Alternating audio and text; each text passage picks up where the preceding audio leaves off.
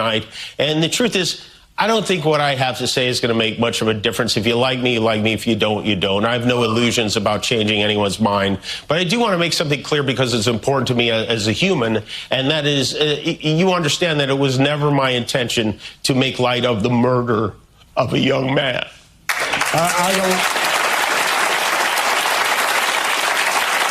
I don't think there's anything funny about it. I posted a message on Instagram on the day he was killed, sending love to his family and asking for compassion, and I meant it, and I still do.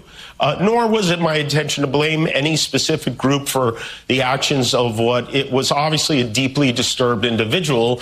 That was really the opposite of the point I was trying to make, but I understand that to some that felt either ill-timed or unclear, or maybe both. And for those who think I did point a finger, I get why you're upset. If the situation was reversed, there's a good chance I'd have felt the same way. I have many friends and family members on the other side who I love and remain close to, even though we don't agree on politics at all. I don't think the murderer who shot Charlie Kirk represents anyone. This was a sick person who believed violence was a solution, and it isn't. This show is not important. What is important is that we get to live in a country that allows us to have a show like this.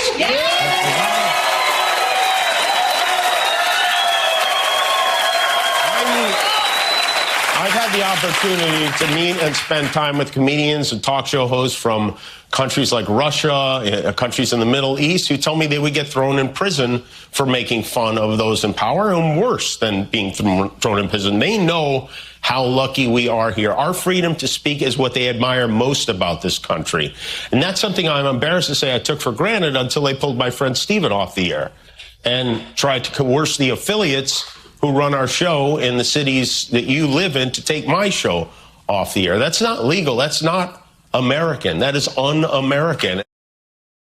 The President of the United States made it very clear he wants to see me and the hundreds of people who work here fired from our jobs. Our leader celebrates Americans losing their livelihoods because he can't take a joke.